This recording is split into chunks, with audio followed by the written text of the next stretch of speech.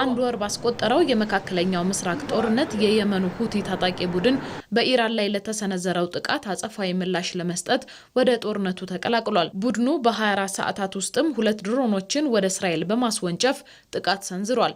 ይህ የሁቲ ታጣቂዎች እርምጃ የጦርነቱን አቅጣጫ ሊቀይርና ውጥረቱን ሊያባብስ እንደሚችል ስጋት ፈጥሯል።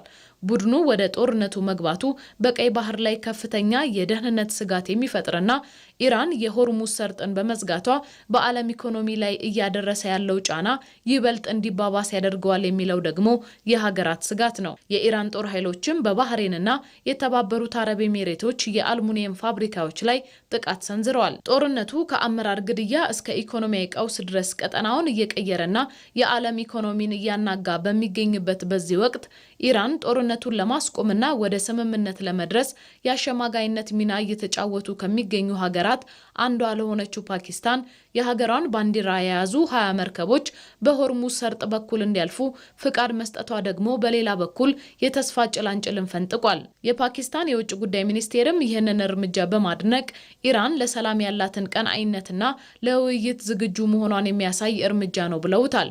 ውሳኔው ፓኪስታን ግጭቱን በሰላማዊ መንገድ ለመፍታት በምታደርገው ጥረት ላይ የራሱን ሚና ይጫወታልም ተብሏል። በሌላ በኩል የሀገሪቱ ጠቅላይ ሚኒስትር ከሳውዲ አረቢያ፣ ቱርክና ግብጽ ባለስልጣናት ጋር ዛሬና ሰኞ በኢስላማባድ ለመምከር ተዘጋጅተዋል። ይህ ስብሰባም ጦርነቱ እያደረሰ ያለውን ጥፋት ለመቀነስ ትልቅ ተስፋ ተጥሎበታል።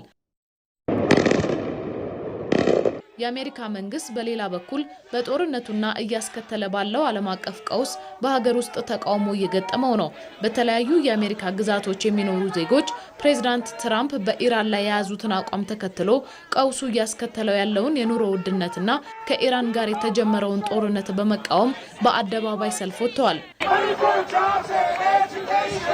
ቀጠናው ለዓለም የነዳጅ አቅርቦት የጀርባ አጥንት በመሆኑ ጦርነቱ በጊዜ ማብቂያ ካልተበጀለት በተለይም በሆርሙዝ የባህር ወሽመጥ ላይ የሚፈጠር ማንኛውም የትራንስፖርት መስተጓጎል የነዳጅ ዋጋን በማናር የዓለምን ኢኮኖሚ ለከፋ ቀውስ ሊዳርግ ይችላል። የመካከለኛው ምስራቅ የፖለቲካ ተንታኞች እንደሚሉትም የዓለም ሀገራት ጦርነቱን ለማርገብ የሚያደርጉት ጥረትና በቀጣይ የሚወሰዱ እርምጃዎች የቀጠናውን ብቻ ሳይሆን የዓለምን የፖለቲካና የኢኮኖሚ አቅጣጫ የሚወስኑ ይሆናሉ።